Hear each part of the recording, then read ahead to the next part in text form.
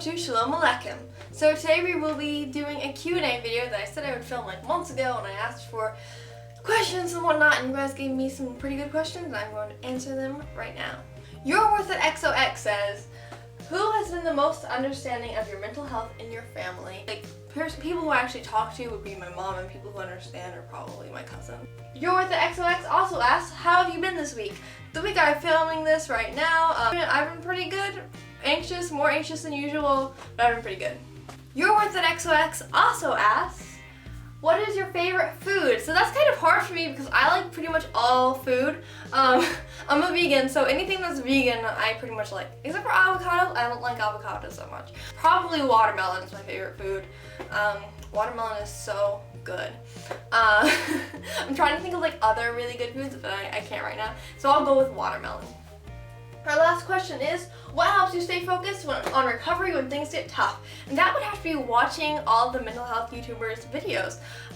No matter what I'm struggling with, usually this helps with OCD a lot, but no matter what I'm struggling with, if I go on the internet and I see someone like made a video on like the exact thing that I've been struggling with, I'll watch that video and I'll feel so much better after. I'll be like, you know what, I'm gonna keep going on my recovery. I'm not gonna let this bring me down. This also helps me a lot with OCD, like if I feel like I should do an exposure but I don't want to, and then I watch like Mark Freeman's videos or someone else's videos about exposure therapy, and then I'm like, yes, I should totally do this and keep working on my recovery. So what's next? Nadia, who found my videos, and commented on that video that I made asking for questions, and said that she had just found my videos and she loved them, so thank you, that's so nice. And she has some really good questions that I might actually elaborate on in another video, but for now I'm just going to do some short answers. Her first question is, what are some common misunderstandings or misconceptions about OCD?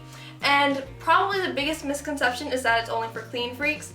Actually, I talk about this in my interview with Jamie1982, which she did on her channel, but you should go check that out. I will link to it somewhere in the screen. Also, what are the basic need to know facts about OCD is her second question. And for that, I would say, same thing as the last one, that OCD is not just for clean freaks. Also, OCD is an anxiety disorder. It's not just like having to do things a certain way. It's not like quirky. It's like I'm getting extreme anxiety, and so I have to do something to make this anxiety go down. What else is there? Obsessions can be about anything. That's another fact. It's that which kind of goes on to the like not clean freak thing. Because it can be about cleaning, surely it can, but it can also be about something totally different. It could be about windows, like it could be about fans. Like I'm looking at a window and a fan right now, which is why I'm saying that, but it could be about literally anything. Those are probably the biggest three. Next up are questions from I Love Miriam. Nice name.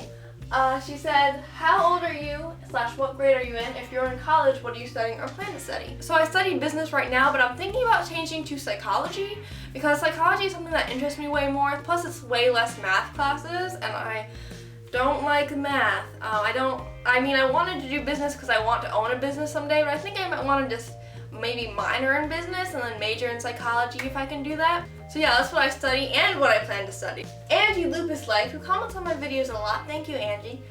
She comments, what are the top tips you would give to someone who wanted to start sharing on YouTube? And that would be open and honest to your viewers. Well, it depends on what channel you're trying to make. If you want to do like a mental health channel, it would be open and honest, and try not to be fake. Like try not to be, I haven't seen a mental health YouTuber who's like fake, but try to be like open and honest, and be open to criticism, because a lot of people are probably going to criticize you. You might get a few hate comments, like especially if you're talking about something important. So try to keep your head up even when that happens, because it's gonna happen, but you know what, there are so many more people who appreciate your videos and watch your videos and love your videos. So try to stay focused on those people if that happens to you. Hi Elf Kai says, out of all the treatments and therapy, etc., what has helped you the most when it comes to living a happy and healthy life? And this is very specific to me because I have obsessive-compulsive disorder, but probably exposure and response prevention therapy, because, well, I mean, before I started doing exposures, like my entire life was consumed by OCD pretty much. Like every second of the day I was doing a compulsion or thinking about an obsession, and with exposures it helped me to be me again, and it helped me to live a happy and healthy life. a life that's not consumed by anxiety all the time, but instead just can feel the anxiety, accept it, and move on. So for me, it would be exposure and response prevention therapy, but for you, it might be something totally different because you might not have OCD or an anxiety disorder. Another thing that has really helped me, in general, the cognitive behavioral therapy principles have really helped me a lot. Her next question is, if there's one message you want to share with the world, what would it be?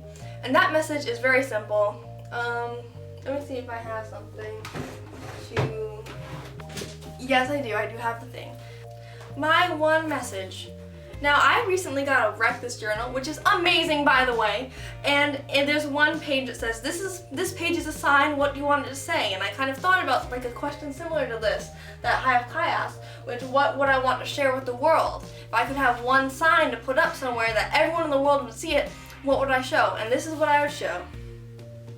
Love each other.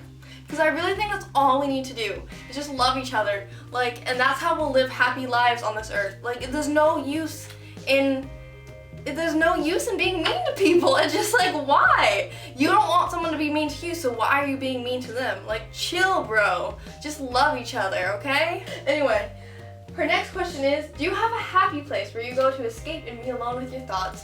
That is, yes. That is probably my room. Because my room, I've kind of designed it to be sort of like an art gallery. I designed the walls. You can't really see it in the background here, but I think I'll put like a picture or something up so you can see my room.